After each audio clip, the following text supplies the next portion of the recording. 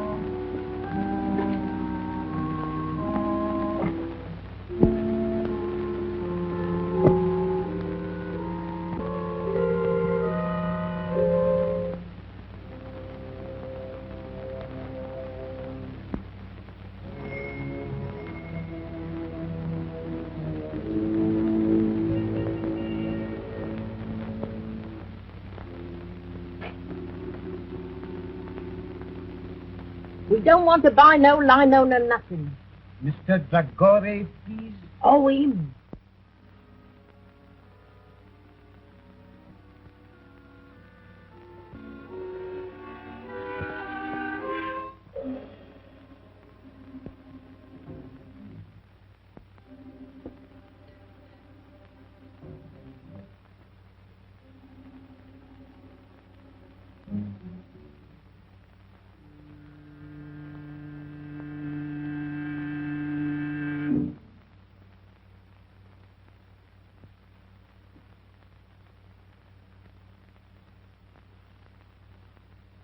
No sound, please. After 2 years I find you. I want the eternal light. You found me too late. For mine.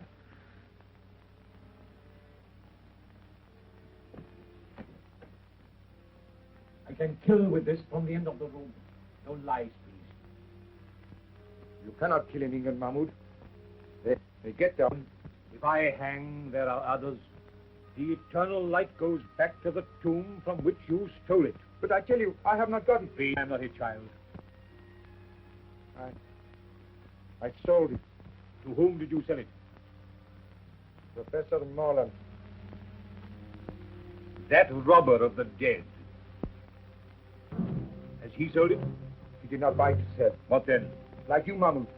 He believes that the eternal light will open for him the gates of paradise? Even so, he gave the best part of his fortune for it. And very soon he will know whether or not he was right. What do you mean? Professor Morlant is dying. Then you think it will be buried with him? I'm sure of it. We have only got to wait until he is dead.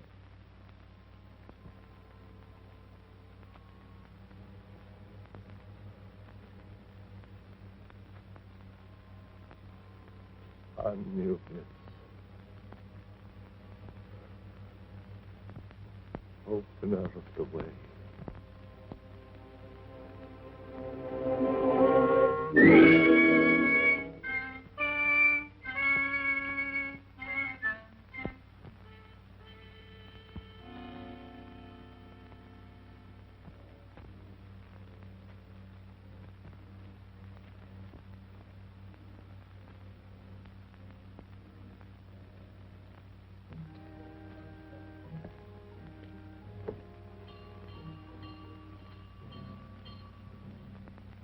What's that?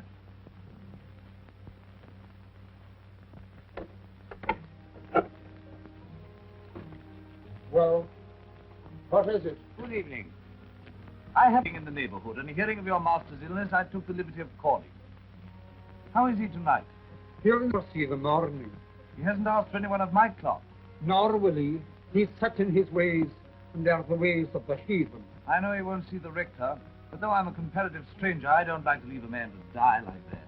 He'll die in his own fashion, as he has lived. Still, sometimes at the end, Not with him. He's stubborn and unbending, and will be so at the throne itself. well, I suppose I can be of no use then. No manner of use. Good night.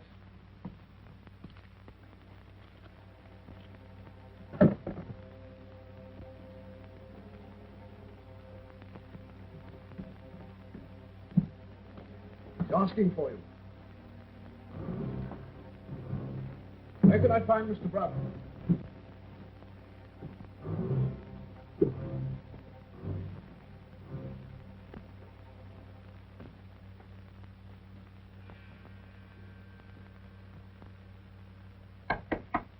Who is it? Come in or go out.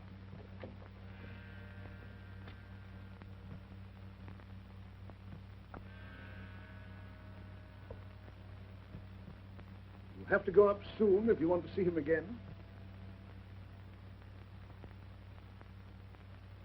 Curious house, this. Curious owner. Yes, but I suppose a great Egyptologist can't be expected to be like other people. Well, he'll be like a great many other people soon. That's not a very sympathetic thing to say. Well, I'm not a sympathetic man. Want a drink? That's, across the hall, isn't it? I dare say.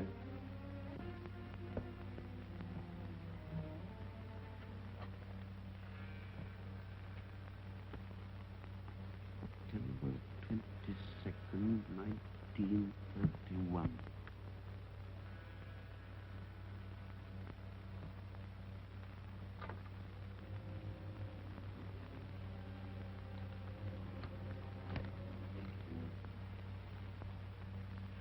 Daily Journal.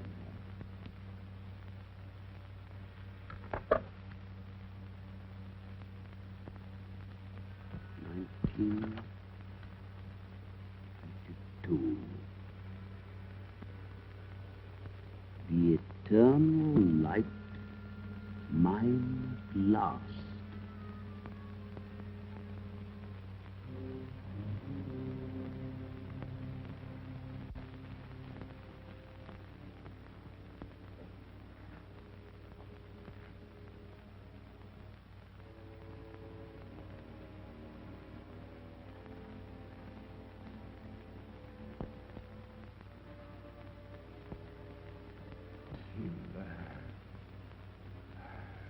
And here, The door shut. it is No listeners. none. They are drawn. You were always suspicious. Have you ever trusted a living soul? Only fools. I trust you. Better to trust in the spirit than in the flesh. I put my trust in my own God. Now, when I am dead, my funeral, you will bury me at dusk in the clothes I told you. You will place the figure of Anubis at the west of the inner chamber. I will. And on the night of the full moon, at the first hour, I will make my offering of the eternal light to Anubis, opener of the ways. If I have done well in his sight, those fingers will close over the jewel, and he will open to me the gates of immortality. The hand of heathen image will now come to life. Ah, the bandage.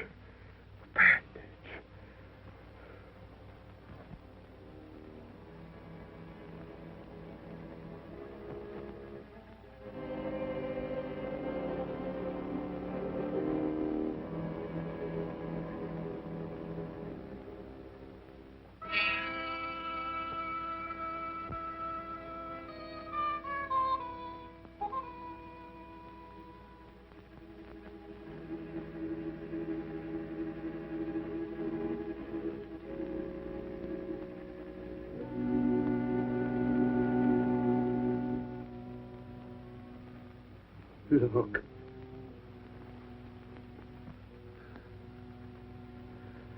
This is the eternal light.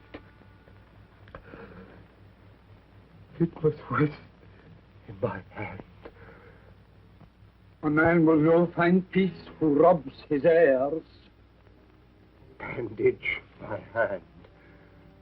The eternal light must lie with me in the tomb. You're afraid of me? I'm afraid for you. If this should leave me, then you'll have reason to fear. For when the full moon strikes the door of my tomb, I will crack. You hear? I will come back to kill. Bandage my hand.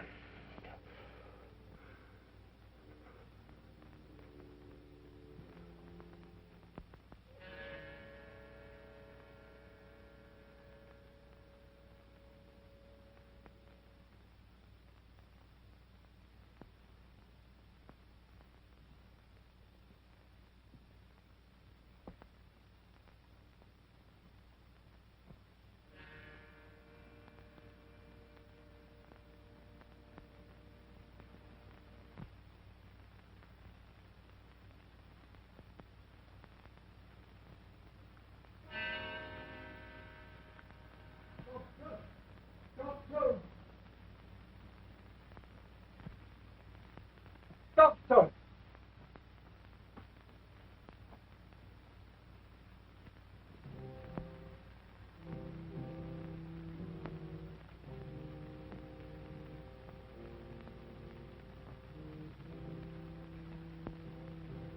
Window. Oh. Oh.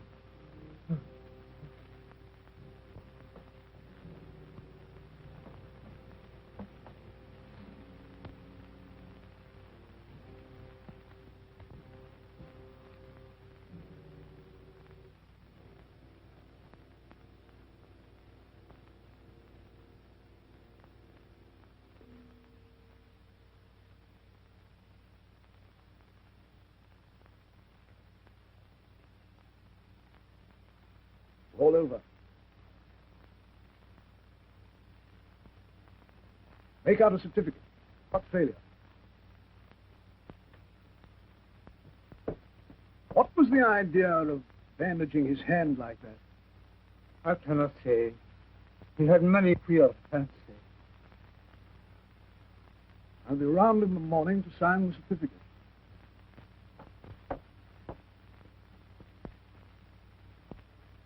I'll no believe him, Master, tired till his body is laid to rest.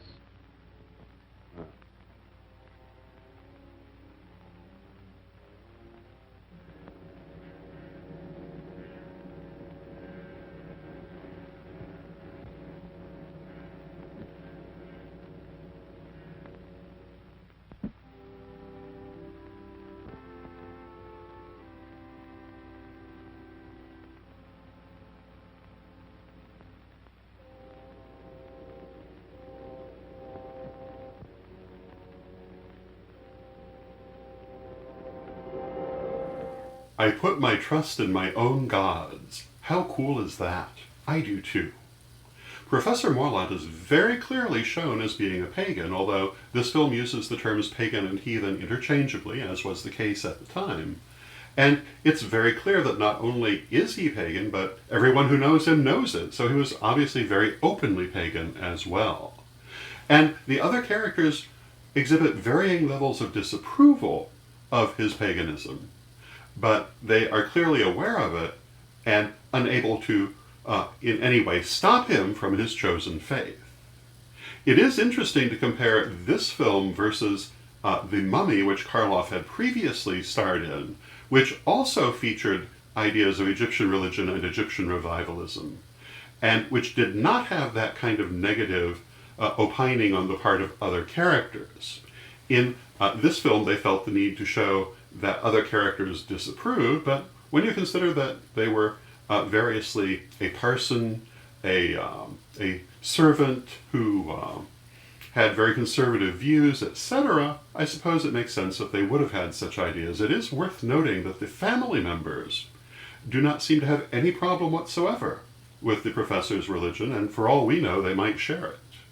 So these are some of the interesting things about the film, and we will return to it after these messages. Greetings, I'm Lady Nikki Kirby. You may recognize my voice from Witch Hat Chats. It is a privilege to be participating in the Halloween Socket Fair. The entity known as death is a universal constant that is often misunderstood. It comes in various forms, and we experience it on a daily basis.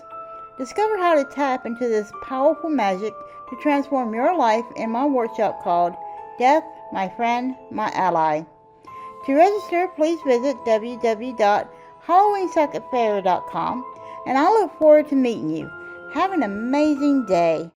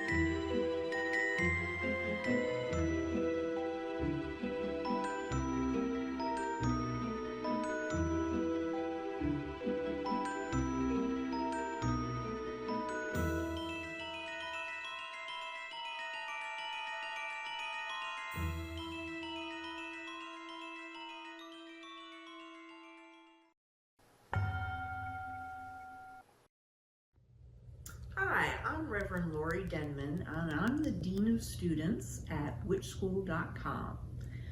Our school offers pagan education anywhere, anytime, anywhere in the world. I'd like to answer a question that I get frequently as Dean of Students, and that is, where do I get started? There are so many courses offered at Witch School, over 130, and growing all the time, that people are kind of overwhelmed by our catalog and don't know where to start. There's 2 courses that I'd like to recommend as a starting place. One is Carillion 101, First Priesthood. Now, even if you're not going to study to become clergy, it is a great course that covers all the beginning concepts of Wicca from the Carillion point of view. The other course I'd like to recommend is Living a Wiccan Life, which is also a 52-week course, as is the first one. And it covers all aspects of living as a Wiccan. So that's really a great place to start course-wise. One feature we have built into the new site allows you to mark courses as favorites. So as you review the course catalog, pick all your favorites, and then you can go back and tackle them as you have room in your roster. If you have any other questions about Witch School, just contact support@witchschool.com. Well, I quite like that Egyptian funeral. I wouldn't mind having something like that for myself when the time comes, but we'll see what happens. One of the major co-stars of tonight's film is Ernest Thesiger. Ernest Thesiger is a very interesting person. He was a British aristocrat, a needlepoint expert, and also, of course, an actor. He's most famous for having played Dr. Pretorius in The Bride of Frankenstein. He's also famous for having played in an earlier film called The Old Dark House, which is a phrase that's often used to describe this kind of film in general. And Ernest Thesiger was also fairly openly gay. And this was somewhat unusual at the time, not as unusual as one might think, although he had been married, but it was what's called a lavender marriage, where he was married to a woman who was lesbian while he was gay, and they made the best of their situation. And when I hear him repeatedly using the phrase queer fancies, I can't help but think that this would have been recognized as a double entendre even at that time. And so he's very definitely not hiding his identity even in the character that he's playing, and this is also true to some extent in Bride of Frankenstein. He's pretty clear about his sexuality even without being able to say it openly. And in daily life, he was apparently much more clear about it. So I think that he's a very interesting person to remember his very prolific career and also his bravery for being so open. So with that, let us return to our film.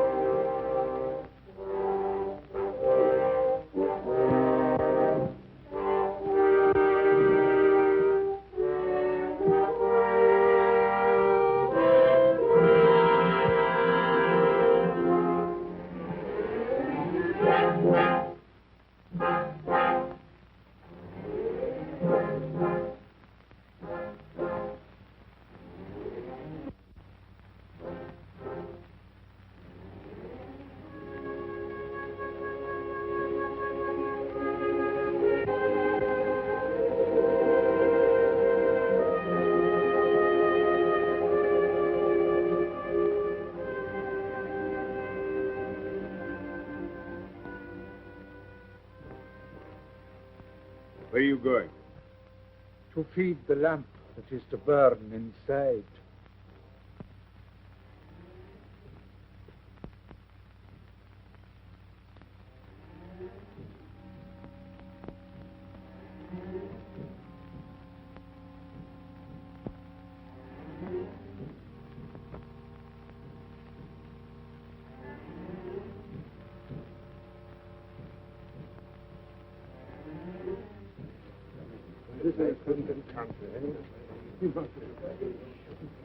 It's all wrong.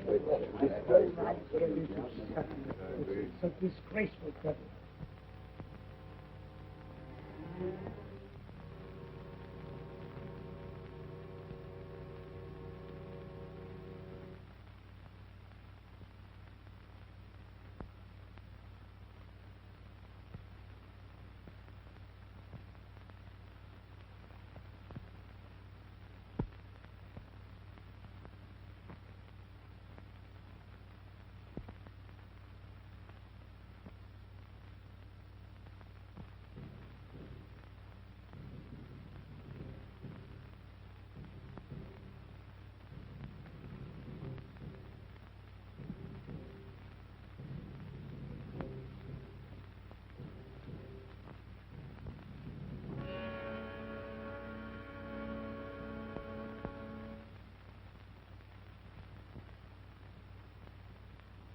Wait. You're leaving the key inside. Aye. That was another of his queer fancies.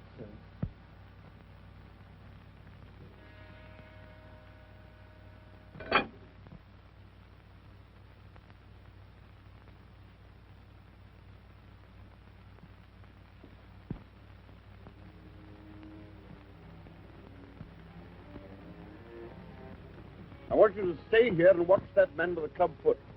I'm not a detective, Mr. Broughton. One more word from you, Davis, you're out of work.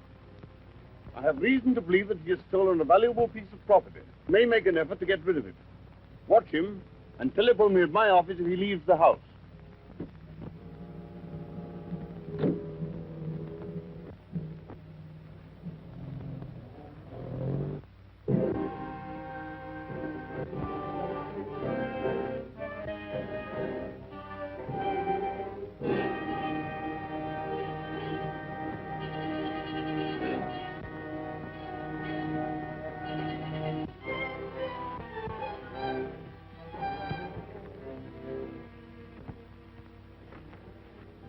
Harlan.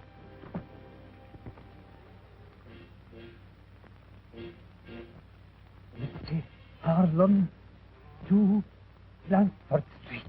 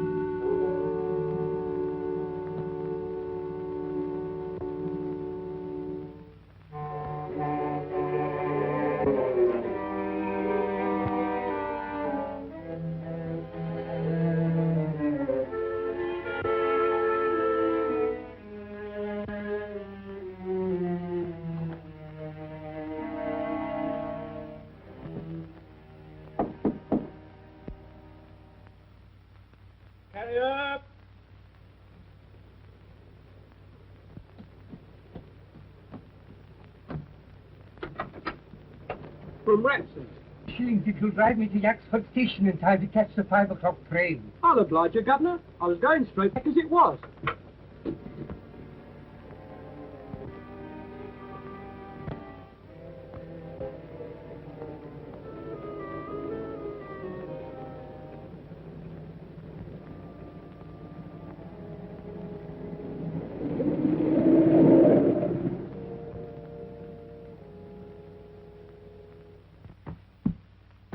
That's a very old carpet, Mr. Morland. I should be glad if you will not kick it to pieces. I'm sorry. When I'm angry, I do kick. You're good enough to explain that. Yes, I intend to.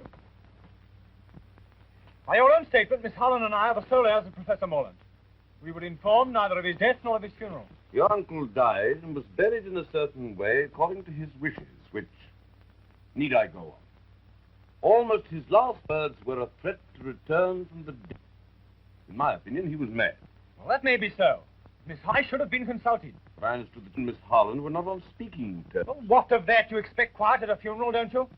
Yes, I also expect it in my office. I'm very sorry, but after all, this means a bill to both of us. Uncle was worth about $4,000 a year. Well, he isn't now. What do you mean by that? He spent a good deal, you know. It may surprise you to know that some time ago he drew a check for £75,000. What for? I don't know. You don't know? You were in charge of all his affairs and you don't know? That's what I said. And I advise you to look after the tone of your voice. Follow you. I'm going to run down to Owlsvale House tomorrow morning. Yes, I don't think you realize the conditions that you'll find there. No. That's why I propose to go. You won't like it. You'll be most uncomfortable. You don't advise me to go? I think you'll be making a very big mistake. Then I'll go. Oh, by the way, does Miss Harlan know anything about this will business? No doubt she will have received a letter from me by now. Do you know Miss Harlan? No.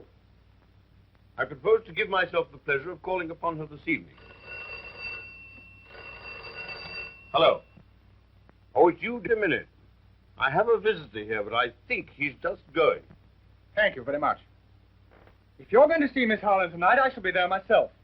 No doubt you will succeed in making a painful interview intolerable. Good afternoon. Man, I must help your practice a great deal.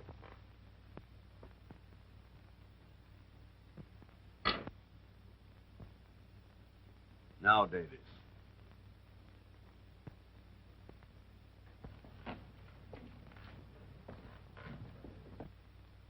Can you direct me to Blandford Street, please?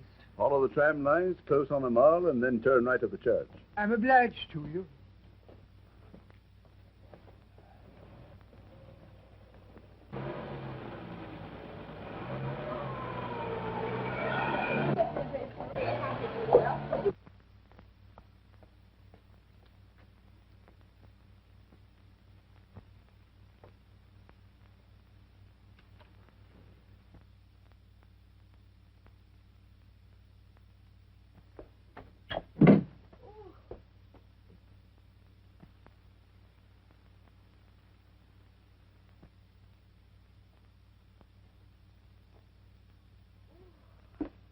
Oh, it's good to get out of that fog.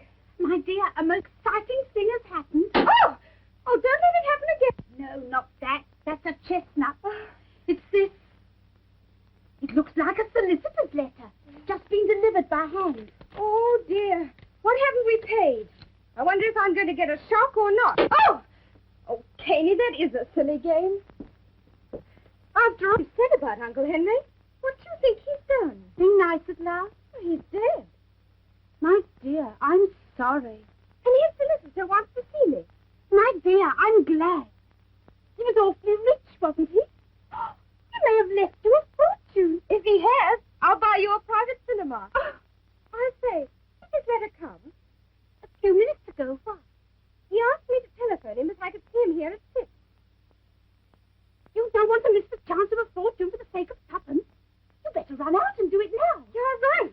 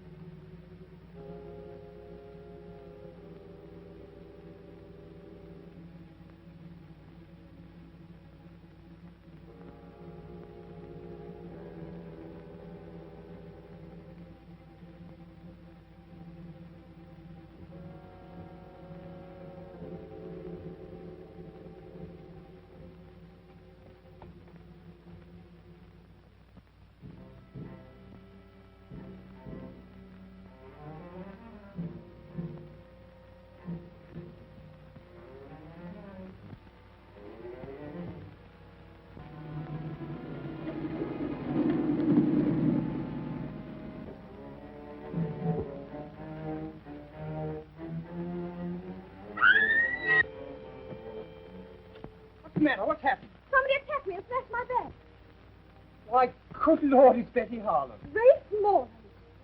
You would go and get yourself into some kind of mix-up. You would arrive when it's all over. Thank you. Well, I'm going home. Wait a minute. I was on my way.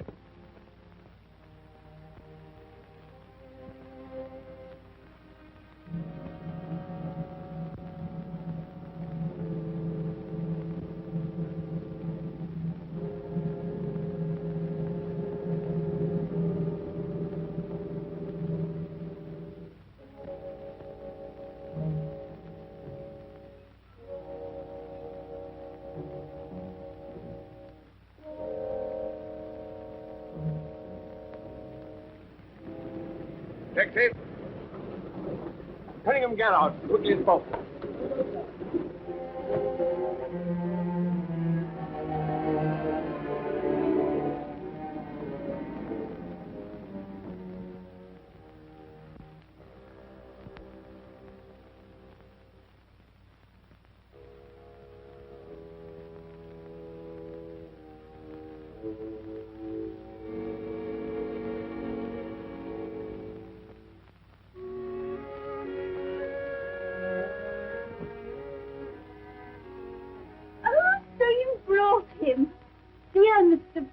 We're delighted to see you. No, it isn't Mr. Broughton. It's my cousin, Ralph Morlant.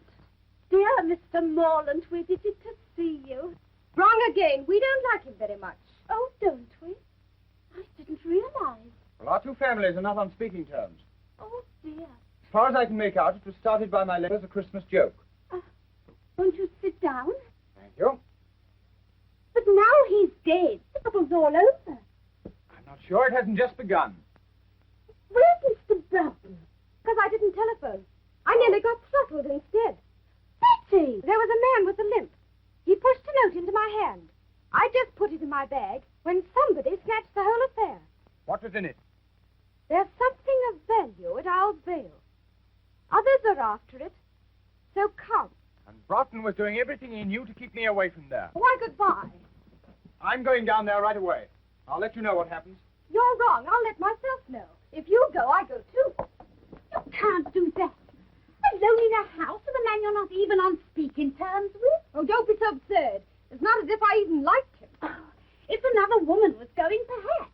I suppose that means you want to come too. Well, obviously, it's my duty. And suppose I object? I'm not so broke I can't hire a car.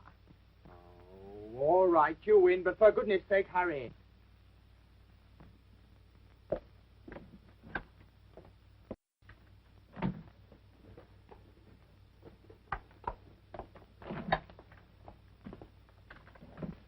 Best you can. There you are.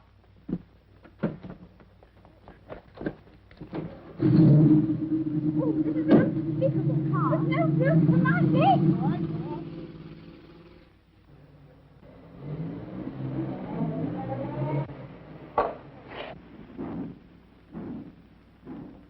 It looks as if I'll have to walk. You might do worse. There's a grand moon. It's full.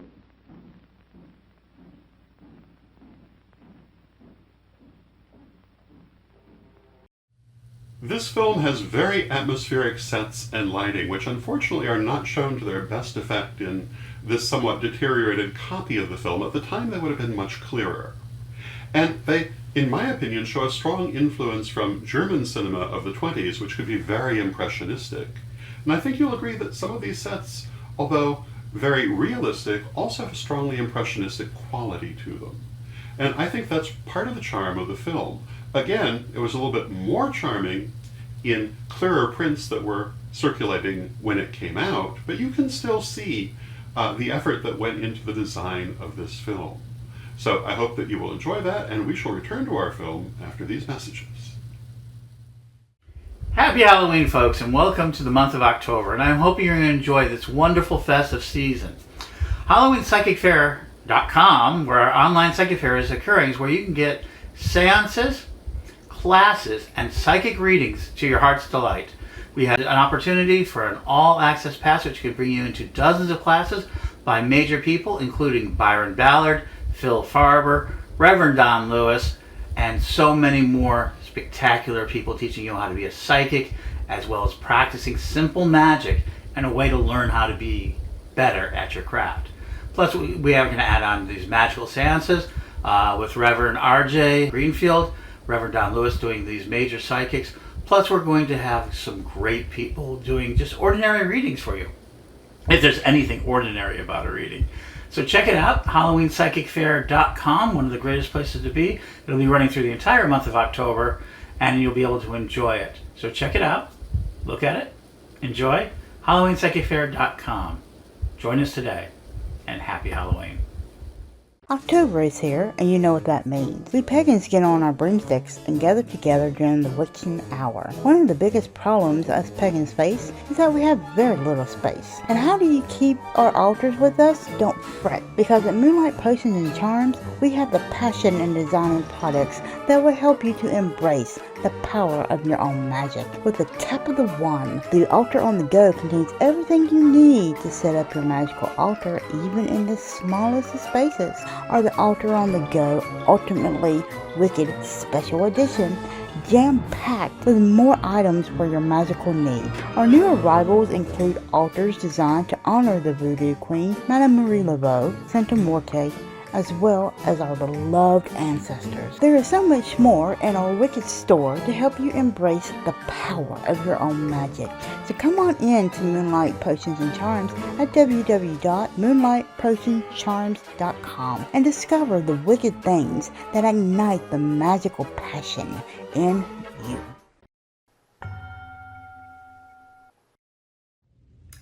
Hi, I'm Reverend Laurie Denman, Dean of Students at witchschool.com, your pagan education resource anywhere, anytime. I often have people ask me, what's at Witch School if I don't want to become clergy?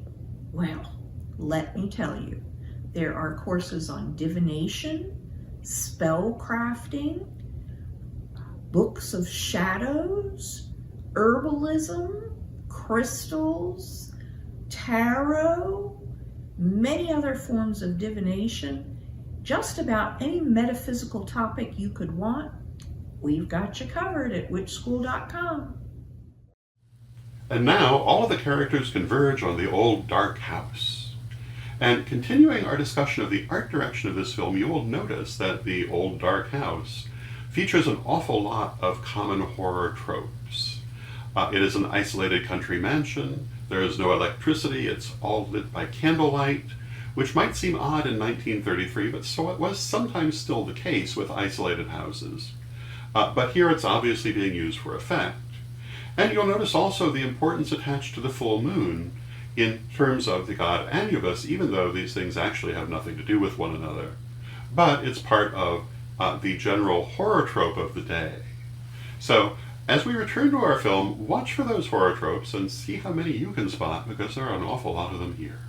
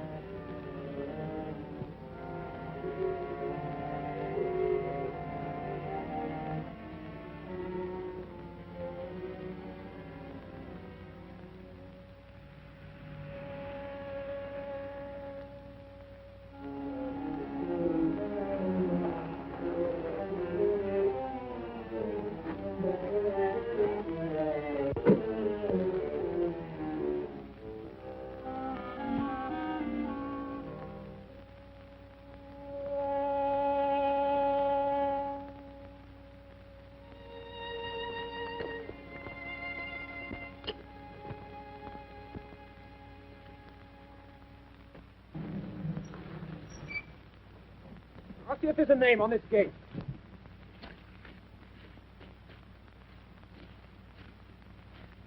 No, there's nothing to show this. But there aren't any other places, and I'm frozen. Well, it's no use going to the wrong place. Wait a minute, here's someone on a bike. Hi there, Cocky, wait a minute. Oh, hello. I'm awfully sorry, I didn't see you were a parson. Oh, that's all right. Any trouble? Oh, no, no. We just want to get to Owlsvale House. Well, this is it. As a matter of fact, I'm calling there myself. But did you know my uncle, Professor Morlant? Oh, slightly. First, I want to introduce myself. My name's Hartley, Nigel Hartley. I'm down at Raveley. The vicar's ill. How'd you do? I'm Ralph Morlant. This is Miss Holland. We're the heirs of the old... Couldn't we have the rest of the introduction indoors? Yes, yes, of course. You must be cold. Now, it's down this drive. You go along, I'll follow. All right.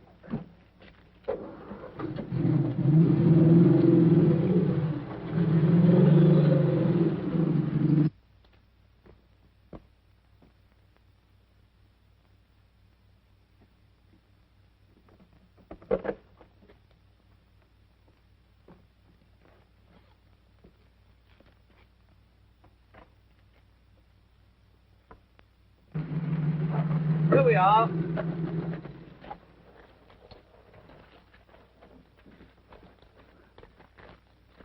Car will be all right here. I'll show you the way.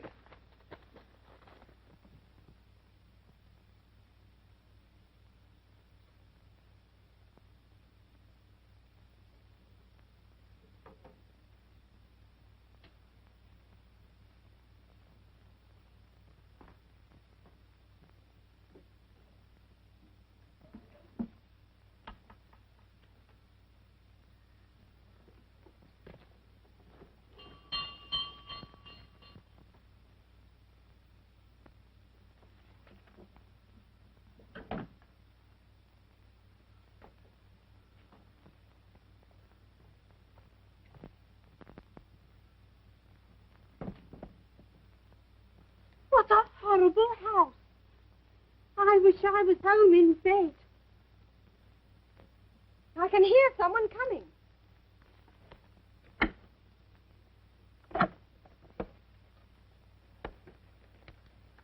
Ah. Well, don't stand about. Come inside.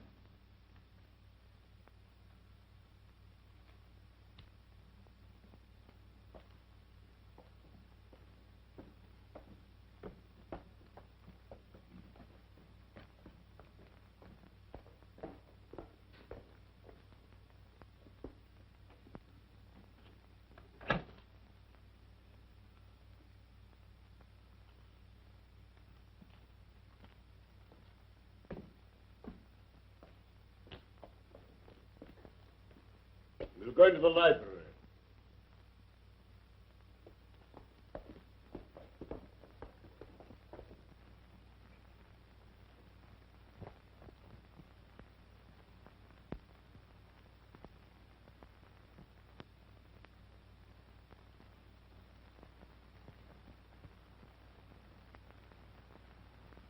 Really, you're the rudest man alive. So pretty, Pussy. How horrible. It's stuffed. I dare say you know your own business best, but why you should want to bring a parson? A pure accident. We met at the gate. So naturally you brought him in. Broughton, I can stand a certain amount, but no more. Oh, come, don't let's make a battle of it.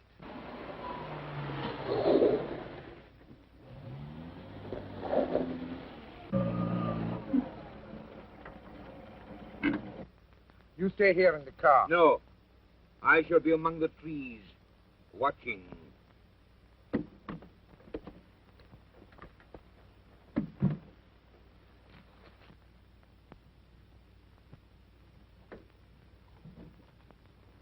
You may say I have no right to express this opinion, but to my mind it's a scandalous and disgraceful burial which may have disastrous consequences. It would be very disastrous if he came back, wouldn't it? I quite see Mr. Hartley's point. Yes, you make friends quickly, don't you? And enemies quicker. Need we have these childish squabbles? We all know the dead men don't come back. Oh, I wish I was back home in bed. Hadn't somebody better answer that? I'm sorry to be an intimate friend of Professor Morlant. Well, you better come in. We seem to be giving a party. Oh, thank you.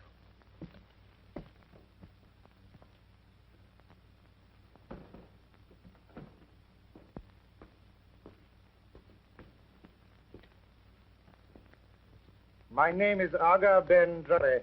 An Egyptian. An Arab. I don't remember having heard your name. I did not flatter myself that you would. But I knew Professor Morlant some years ago in Egypt.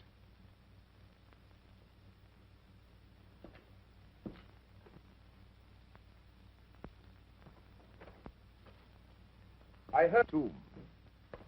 I must protest against anything of the sort. Shouldn't the poor man look at his friends, too? I don't mind him going. I can't believe that you'd willingly encourage paganism. The Egyptians were not pagans, sir. As no doubt you know, Miss... Cayley, I think you're all being unkind to Mr. Dore. I don't think you people realize quite how far Morlant's queer ideas took him. He even believed that after his death at a certain hour, the image of Anubis would come to life in his tomb and rule. It's horrible. Well, I can't see that it matters. After all, if that sort of mumbo-jumbo gave him any comfort, It matters a great deal. If my suggestion is likely to hurt anyone's feelings, please forget it. Oh, I love you, Mr. Dragore. Oh, your sympathy is more than charming. Well, what about a cup of coffee after your cold drive? I dare say we should find some in the kitchen. May I offer my services as pantryman? Quite sweet of you. Come, Mr. Dragore. For sheer speed. She'll not let him out of our sight for a moment now. Perhaps that's just as well. I'm making a fire in the library. Yes. I'm sorry there should be this sort of atmosphere. After all, we're only ships that part in the night. You want a drink or will you pass now? Oh, well, thank you very much.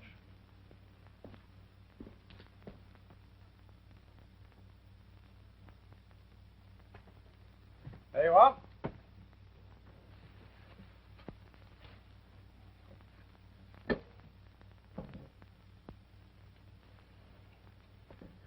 Well, if you build it that way, there won't be any draft. Well, it'll be the only place in this house where there isn't one, then. Oh, don't you think you carry those separate retorts a trifle too far? Since we met, I can't remember you saying a kind word to anyone. Perhaps you're right. I'm sorry.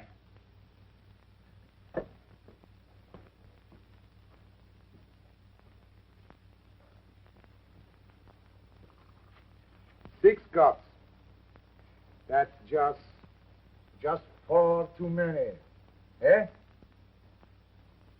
Tell me about Egypt. Have you ever seen a sheik? I am one. Oh,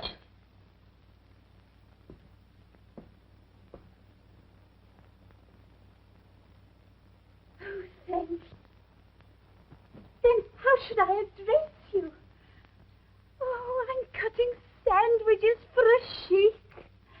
I don't feel quite well. Oh, don't be alarmed. We're not quite as uncivilized as people think. Oh, don't say that. Do you ride a white stallion? Sometimes. Oh, down the path of the moon, the noble animal plunging and frothing up the nostrils till it founders at your feet, faithful unto death. No, not very often. You see, it's rather too expensive. Why, it's not your fault. We were taught to hate one another, but... Good Lord, you don't think I hate you, do you? Well, I can't somehow feel I'm your dearest friend. You never did have a great deal of sense, did you? Well, that's nice. I've a woman's intuition that you and I are up against things. I'm pretty sure we are. Well, then, let's cut the quarreling. Shoulder to shoulder, eh? All right. Partners. Partners. Ah.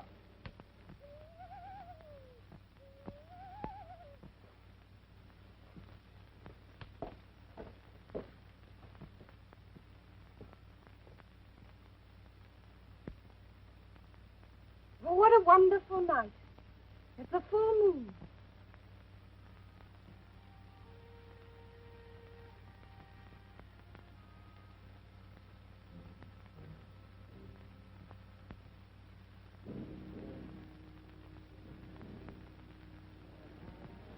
Scared of a dead man in his tomb? Shame on yourself.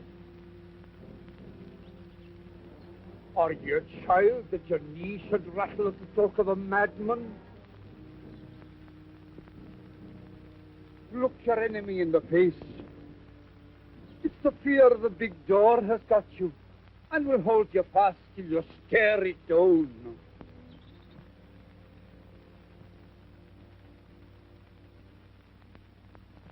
Do dead men walk? I'm no thinking a dead man will cross my path tonight.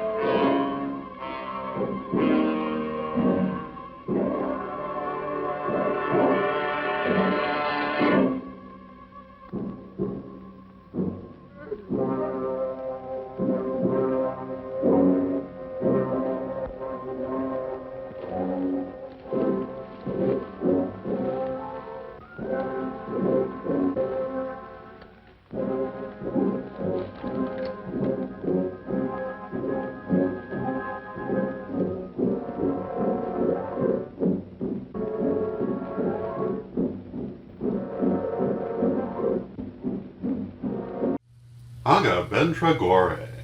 That is definitely not an Arab name, although it does involve elements of names that would have been considered exotic at the time, but definitely is not an actual Arab-Egyptian name, and also definitely not an Arab-Egyptian actor. The part is being played by Harold Huth, who came from Yorkshire, and so I guess we'd have to say he's doing brown face. And that, of course, was common at this time. Objectionable, but there it is. And I do think, however, that there are some interesting things about the character. One of them is that, as far as I know, this is the first film to introduce the idea of an ancient line of surviving Egyptian pagan priesthood, preserving ancient mysteries and guarding mummies and jewels, etc., that you see in many other later films, particularly the later mummy films, where they're usually represented as the priests of Karnak. The other thing that you'll notice here is that this film draws heavily on the sheikh mania of the 1920s. In the 1920s, the idea of an Arab sheikh was often represented as the height of masculinity, and many women followed, particularly Rudolph Valentino, as a major sex symbol in this role, although others were playing this role as well. And it is important to remember that 1933 was not very long after the 1920s, and this sheikh mania was still in the air. And that is very interesting, I think, to observe in this film, because most of the sheikh films of the 20s you don't really see today because many of them were lost. One more thing about Aga Bentragore that I think is very important to mention is that he and Miss Katie are beginning what would be an interracial romance. Of course, it doesn't actually develop because of the nature of the story, but what's important about this is that none of the other characters are in any way bothered by this, even the more conservative ones, and I think that's very forward thinking for 1933. And now let us have a few messages, and then we shall return to our film. The Tarot of Hecate. My 100-card tarot deck, 30 years in the making, finally available to you from witchschoolstore.com. Check out a copy today. Hello, this is Reverend Don Lewis coming to you from witchschool.com. Are you looking for the best in pagan and magical education? With more than 12,000 pages, witchschool.com is like having your own personal library with individual learning assistants to help you study. And Witch School's Anyone, Anytime, Anywhere education system is available any place on Earth, anywhere you are and anytime you want it, as long as you have an internet connection. Witch School's lifetime memberships are a great value. They really do last a lifetime. They've been there for years and they'll be there for years to come. So get your membership today at witchschool.com. Tonight's film stars Boris Karloff. Last week, of course, we were showing White Zombie starring Bela Lugosi. And those two names at this time were very much linked because they had both risen to fame playing monsters for Universal Pictures at more or less the same time. Karloff playing Frankenstein and Lugosi playing Dracula. And it's very interesting to look at their different lives and futures.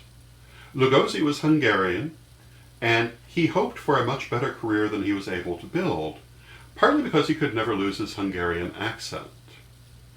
And Karloff, despite the name, was actually British. More specifically, he was Anglo-Indian, although this fact was not brought out at any time during his lifetime. He was born William Henry Pratt, and was the grandnephew of Anna Leonowens, who was a famous women's rights activist and author, who is most famous today as the protagonist of The King and I. And his family was, again, Anglo-Indian, but they concealed this because of the prejudice against people from that background. And this was not known at any time during his lifetime. And this was not uncommon for people from that background. Another great star of the 30s, Merle Oberon, was also Anglo-Indian and also concealed this throughout her lifetime. So it was a very interesting background for him to come from. He was very well experienced as an actor before coming to the role of Frankenstein, but not in a prominent way. And his career turned around overnight, and Frankenstein made him an international star. One of the interesting stories about this is that when time came for him to go back to Britain for promotional tours, he was very concerned about meeting his brothers, who were all barristers and very prominent upper-middle-class people. He thought that they would be embarrassed by him and his career as a star of horror films.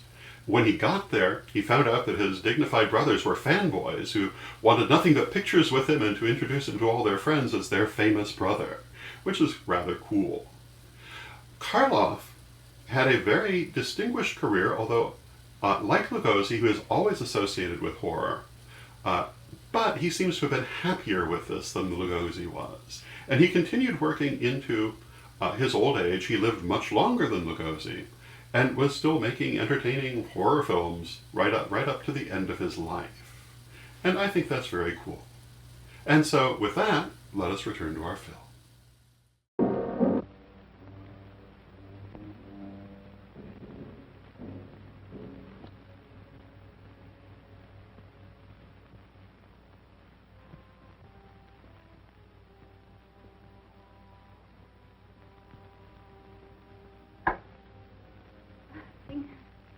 Now I will show you how we make coffee in the desert, underneath the stars. You don't make it yourself, do you? Oh, of course not. A Circassian slave, lovely as sin. Stripped to the waist, and lashed for miles across the Sahara. Where she is finally eaten by locusts, and rightly. Now, take this canister and do exactly as I tell you.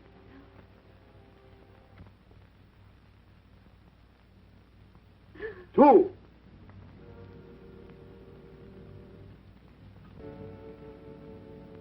Four. Five.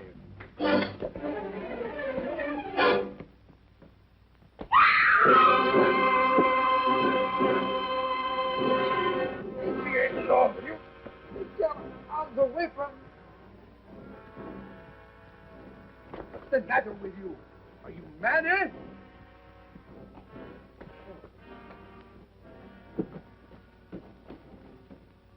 What was the matter with him?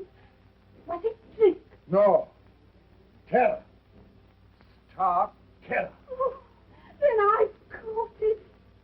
You stay here. I'll look after him. must look out for somebody. Why look further? Huh? Come on, then.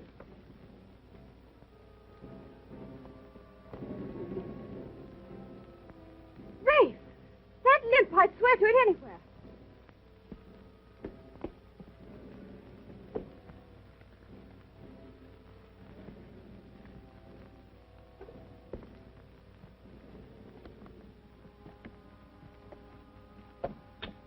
That's the man.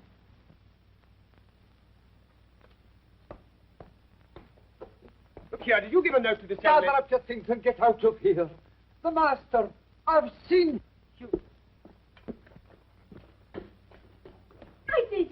That's the last time I'll ever try to make coffee in a strange house. Man with a limp. Who was he? Lang, your uncle's servant. Well, he seemed mad to me.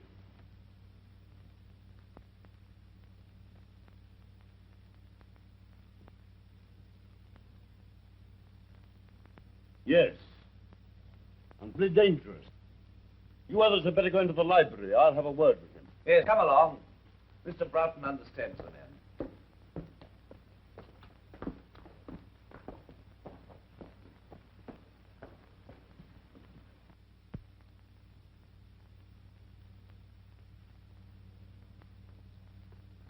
It would do no harm to warn my man to stand by.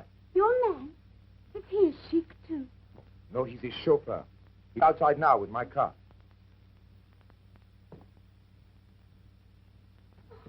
You're not leaving us, are you? My dear lady.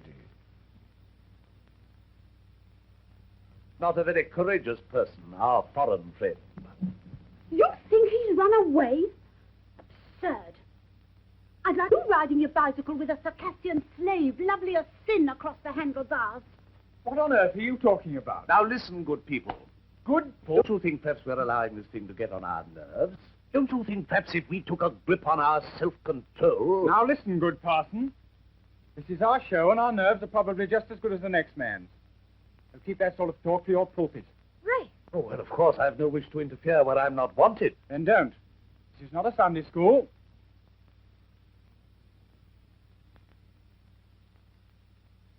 After that, I think I can say good night. As you please.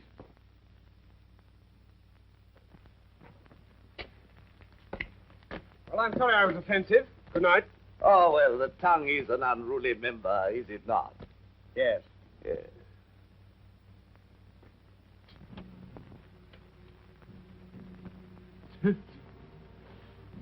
I was tempted, but I did not fall.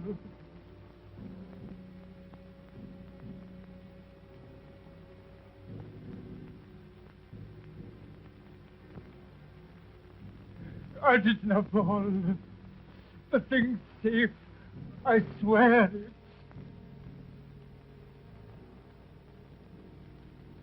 When you told me you'd come back from the grave, how could I believe you? I never knew such things could be.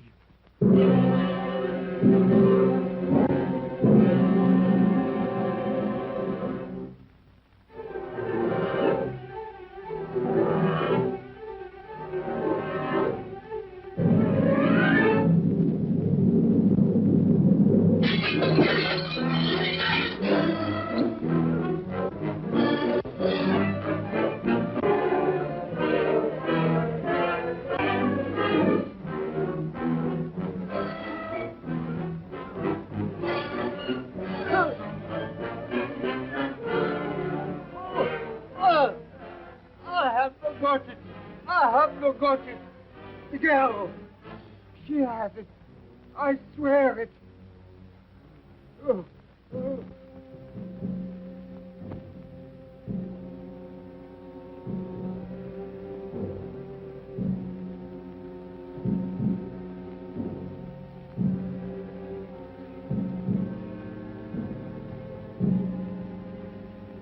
What on earth's the matter with you? Look as if you'd seen a ghost. I have. I saw Morlant as plainly as I see you. I'm going to mix myself a drink.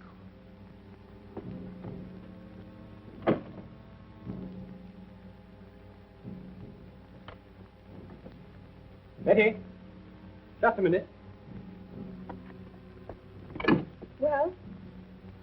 I have an idea they're trying to scare us out of this house.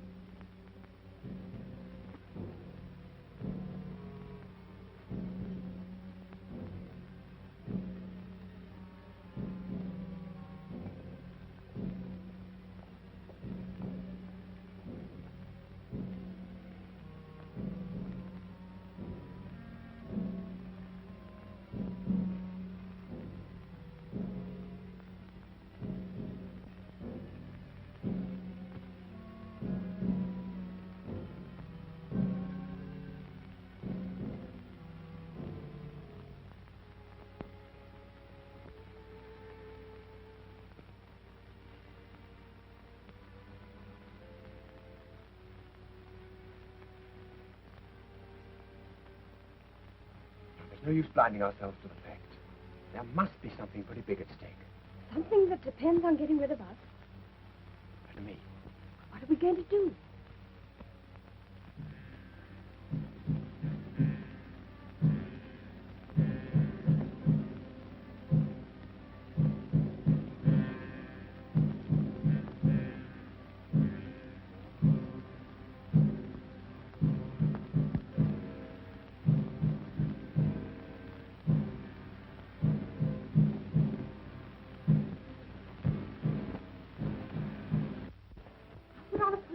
Take her shoes. All right. Is this yours? Yes. I'll keep an eye on Ralph.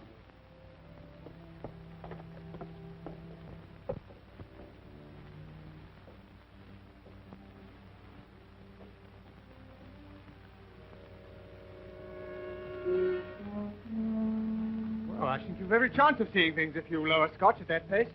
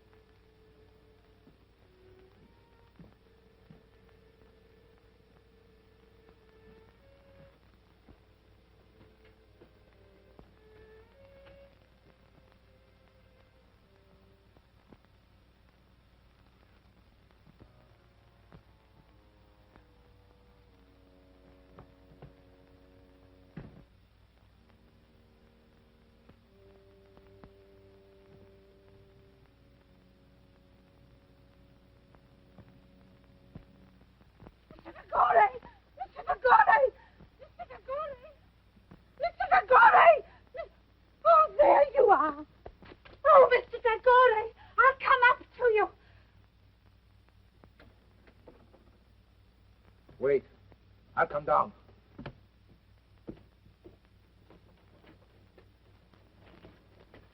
What do you want? There was somebody in the library. Who? I don't know. The door. It's shut. It's shut. Don't scream. Oh, that's what I need. The command in your wonderful voice. Come with me. What is it? What's the matter? I've seen him.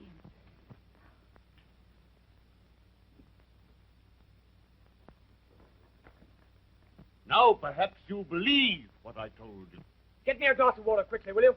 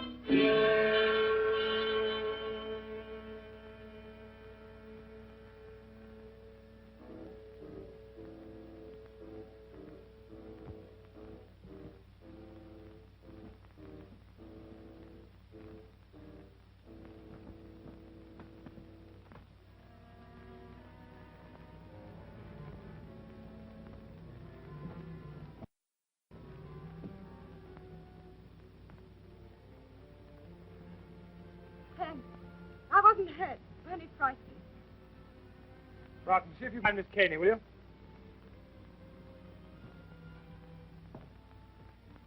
It's wonderful to be with a man who isn't afraid. I am afraid. You, who have ridden barebacked over the desert. If you don't stop chattering, I'm afraid I shall have a knife in my back. But when I'm with you, I have to. It comes like poetry. Are you prepared to obey me? In anything. Then close your eyes and don't speak for 10 seconds.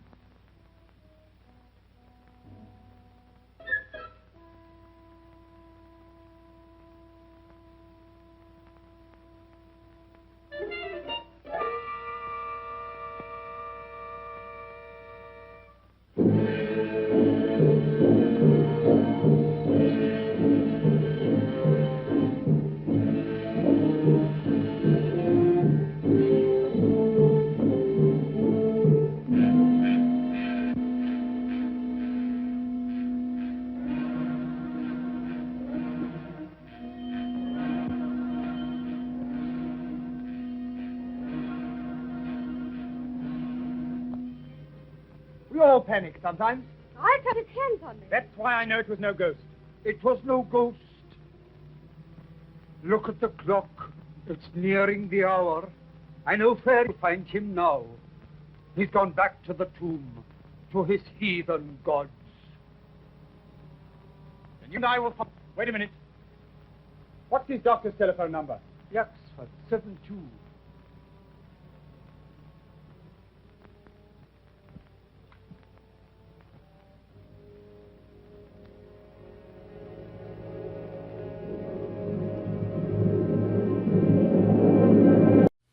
The character of Miss Caney in tonight's film is portrayed by a character actress by the name of Kathleen Harrison. She was a very prolific actress who was in many, many films, this is only one of them, and usually played similar characters who were there for comic relief. The most famous character she played, which might be familiar to some of you, was the charwoman in the 1951 version of A Christmas Carol that starred Alistair Sim. For me, I grew up watching that every year, and quite enjoyed her performance as the somewhat histrionic charwoman.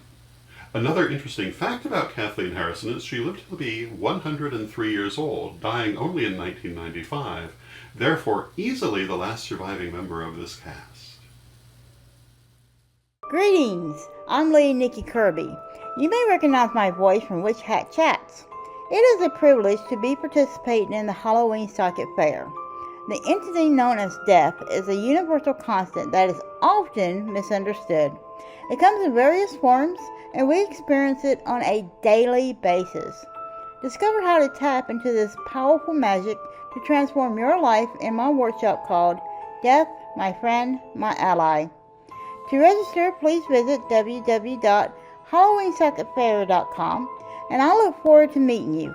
Have an amazing day.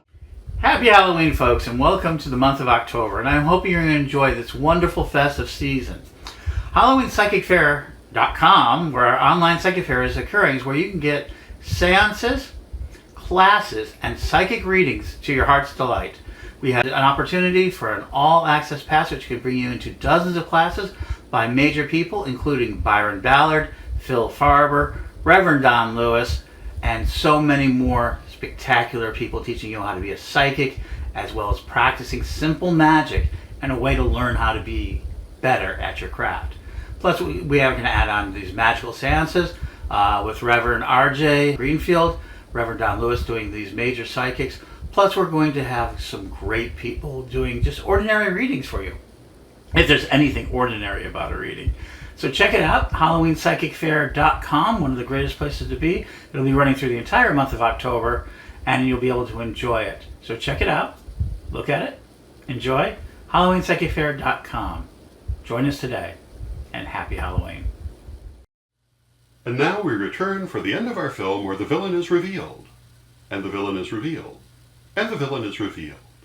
But I think you'll particularly enjoy the fate of the pastor. I know that I did. Now let us go back to our film.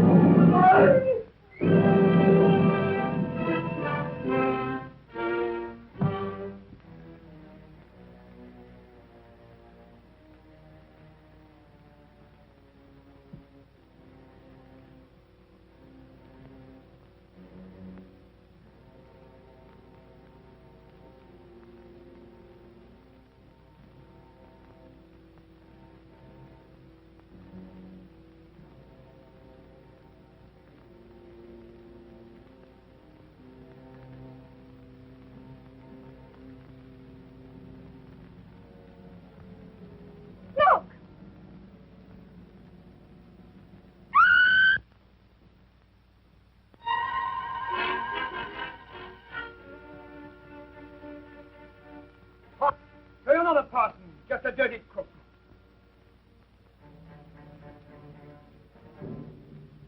You'd better get out of my way.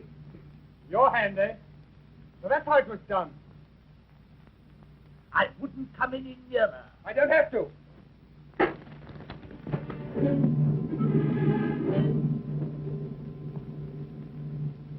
Look, if you please. Thank you. Come on now.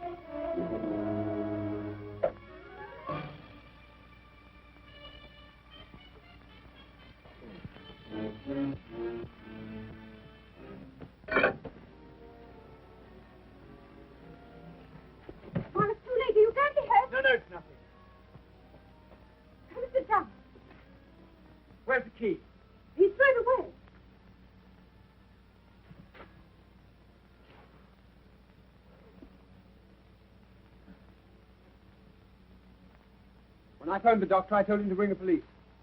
They ought to find us stuff. Even if they do come, how can they break down that door? They'll find a way.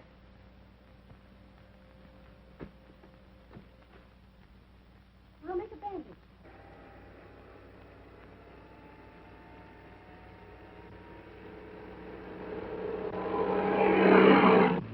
The doctor in charge didn't understand the case. I'm afraid of catalepsy. Meaning?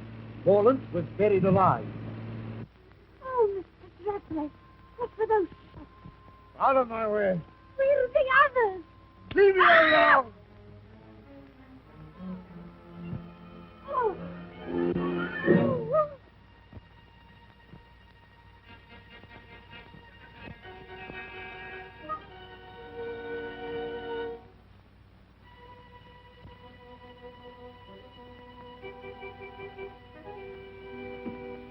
I rather thought you might be leaving in a hurry with something in your pocket that doesn't belong to you.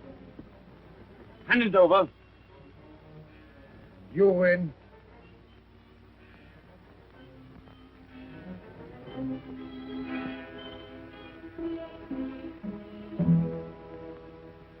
That woman! There she is! Come now. Oh, you put up your gun, you fool! I tell you, she's got it! Come on, then.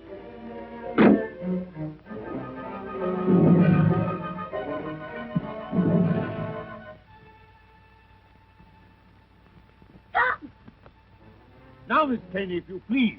I don't think so. You fool. If either of you two horrible men so much as move in his gold.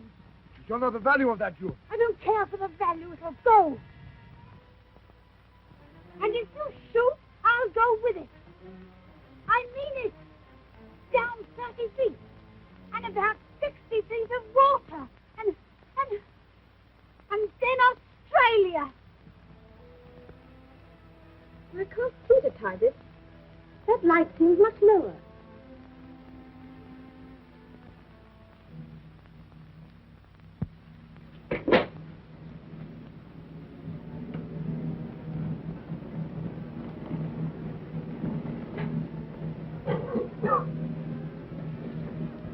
Patsy!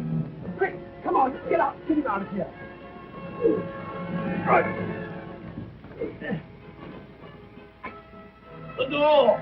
The door! Shut! The flames! They mustn't reach the door!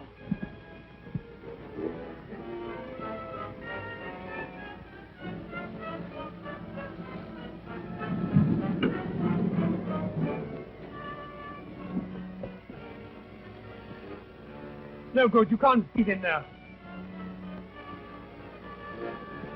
Cartridge! Here!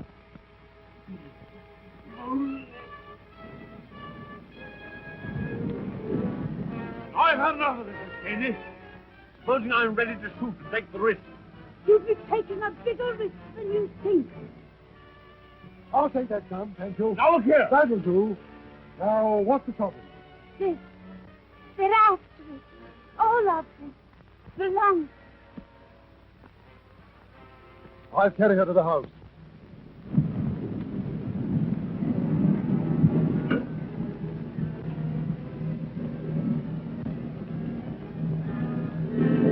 Get back! Get back over!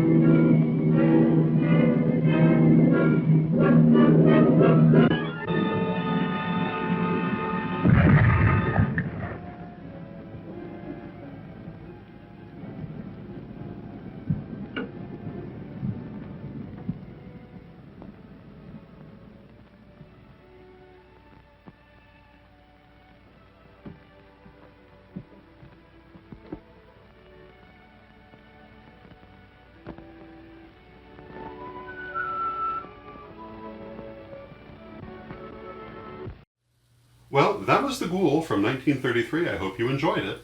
Next week we will be watching Son of Ingagi from 1940. Son of Ingagi has the distinction of being the first horror film with an all-black cast from a script written by a black author from his own original story. So I think you'll find it very interesting And it's probably a film you've not seen before. And so I hope that you'll join me, and I think we'll all enjoy it together. And so until next time, may you blessed be.